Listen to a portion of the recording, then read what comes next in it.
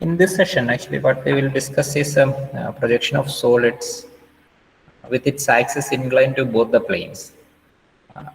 Normally, when the axis is inclined to both the planes, in the case of solids, uh, both the inclinations may not be given with the HP as well as VP. Some inclinations will be the axis inclined to HP, and other inclinations can be any plane or any straight, any edge containing a particular condition will be inclined to VP like this. In all the cases, the inclination may not be directly given with the axis, but indirectly the axis is inclined to both HP as well as VP. And since it is inclined to both HP and VP, obviously it is inclined to profile plane also. So let's start with an example.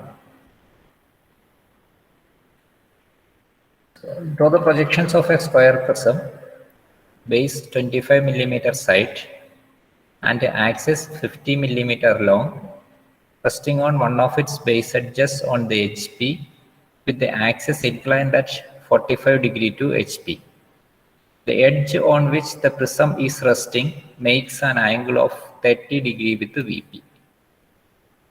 So this is the question in which the dimensions of a square prism is given. The dimension of the square prism is such that the base is 25 millimeter and the axis, the height of this square prism is 50 millimeter. And the inclinations of the axis with respect to HP is given, that is 45 degree, but the inclination with respect to VP is given indirectly. It is not directly given. So it is given as the edge on which the prism is resting makes an angle of 30 degree with the VP. This is the condition. So just note down the question, and then we can continue. Okay, hope you have completed. So first let's visualize how this will look like. See, the initial condition, in the initial position, this is a square prism.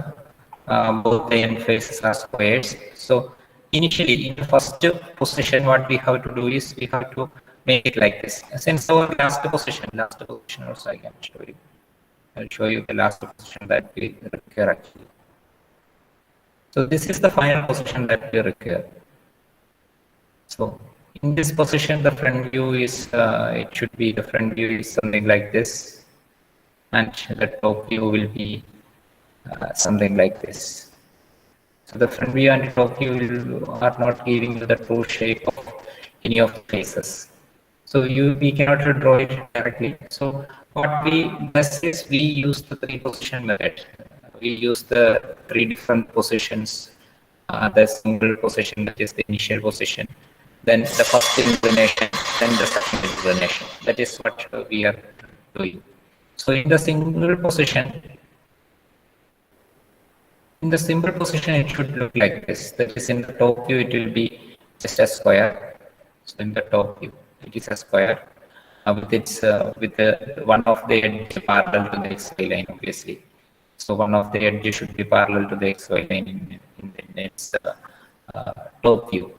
So in the front view, it should be like this. That is just a rectangle. The height of the rectangle will be equal to the height of the prism, and the width of the rectangle will be equal to the base edge of the prism.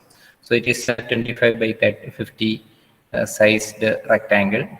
So it will be like this. This is the thing. This is the square prism which is based, resting on HP on one of its bases, one of its base face. So why we are positioning it like this is, in the question it is said that it is resting on one of its base edges. So when we are rotating, when we are giving the first inclination, when the first inclination is given, it should be resting on the HP with one of its base edges. So the base edge on which it will be resting once we rotate is this base edge. It will be resting on this base edge once we give the rotation. So once the initial rotation is given, the initial rotation is the position, the inclination with the resting plane. So it is resting on the HP. and it is making an inclination of 45 degree with the HP. The axis is making an inclination of 45 degree with HP. The axis means the axis is parallel to all the four vertical edges. So any of the four vertical edges will be can be made inclined at 45 degree to HP. So it will be like this. See, in the front view, if you see the front view, in the front view, the shape is both the shapes are same.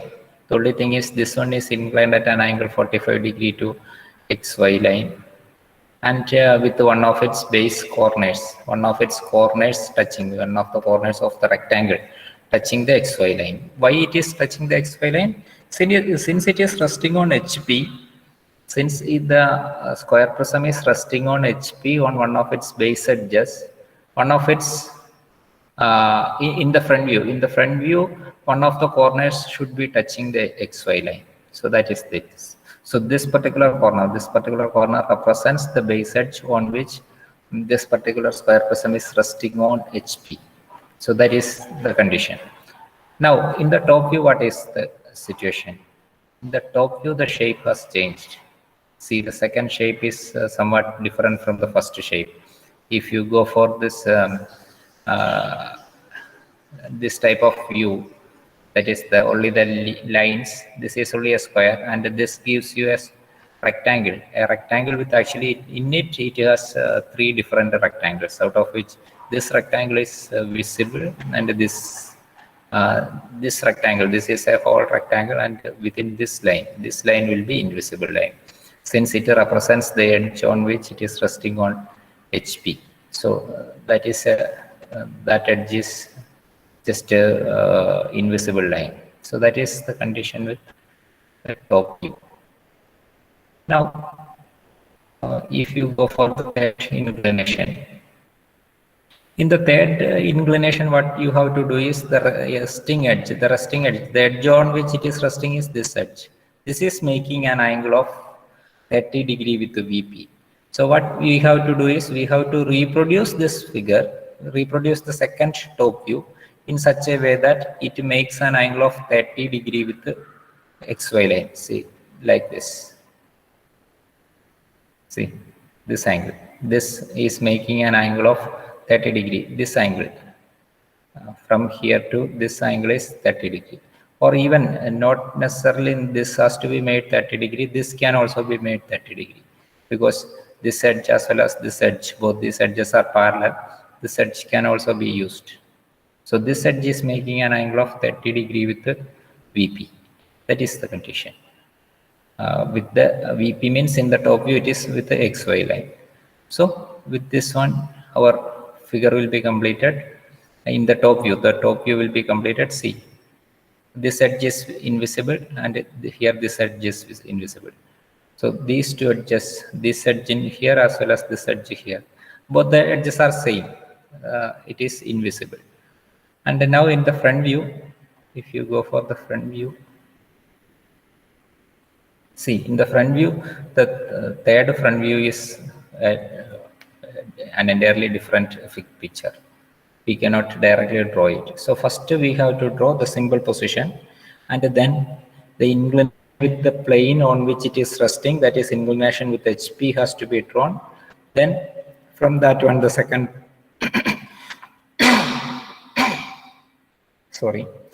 from there the second top view is drawn, and then we reproduce the second top view such that one of the base edges is making an angle of 30 degree with the XY line, or the base edge on which it is resting is making an angle of 30 degree with the XY line. Then we draw the front view. So in the front view, see, this edge and this edge as well as this edge, all these three edges are invisible. So the lines are lighter lines, so that means they are invisible lines. So only the edges starting from this particular corner. Which corner is this? This is the corner that is closest to the XY line in the top view. In the top view, this edge is this corner. This corner is closest to the XY line in the top view. That particular corner, all the edges starting from that particular corner is invisible. So now let's see how it is being drawn in using our PowerPoint presentation. So first we draw the XY line, obviously. Then the square in the top view with one of its edges parallel to the XY line. We name the edges B2, A1, D4, C3, etc. A, B, C, D, then 1, 2, 3, 4. It is not A1, it is not A, B2, etc. It is A1, B2, C3, D4, etc. That is the naming. That is the naming of all the 8 corners of the square prism. Then we draw the front view. This is the front view. We give names 1 and 2, 3, 4, etc. They are the bottom corners. So 1 dash, 2 dash is on the bottom corner, 3 dash and 4 dash is again on the bottom corners. Here A dash, B dash, C dash, D dash. So 1, 2 is coming here since it represents 1 and 2 here. So 1 dash, 2 dash. Here 4 and 3. So it is 3 dash, 4 dash.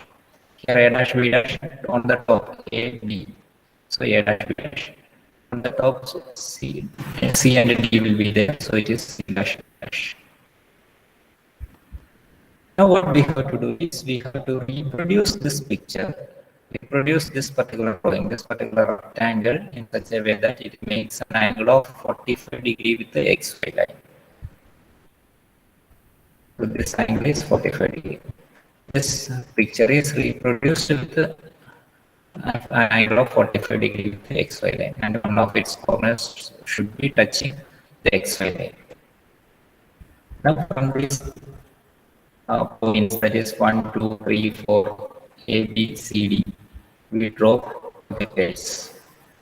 From the horizontal, from the initial top view, again we draw horizontal lines or the locus of from B2, C3, A1, D4, etc. But the lines from B2 and C3 will coincide. Both are in the same horizontal line, so both will coincide. So only one line is required here. And A1 and D4 will also coincide. So there also only one line is required. So that means a total of 4 lines is, 2 lines is required in order to represent all the 8 corners.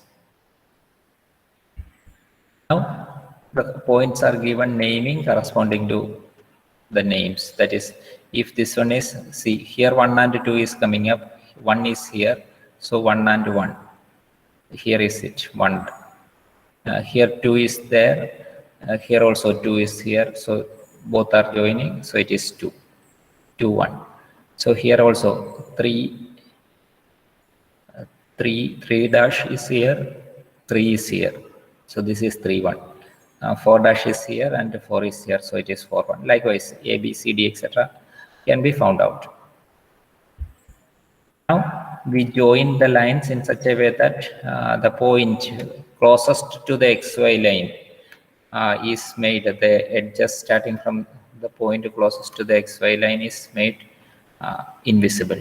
So any outer edge cannot be invisible. When you are drawing, no outer edges can be invisible, even if it is starting from the XY line, say 3 to say C, or 3C is an outer edge, but 3C cannot be invisible in the top view. If it is invisible in the top view, we cannot determine the shape. So that is not possible. Any edge which is coming within that particular figure can only be invisible. No edge which is lying outside or which is which determines the boundary of any view cannot be invisible. So in this case only 3, 4 will be invisible.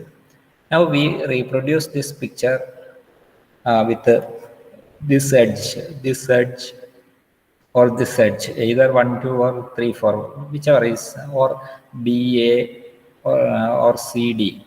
Any of these 4 edges making an angle of 30 degrees with the VP. Once one edge is, if one edge is making 30 degrees, all the other 3 edges should also be making 30 degrees with the VP. So like this is 30 degrees.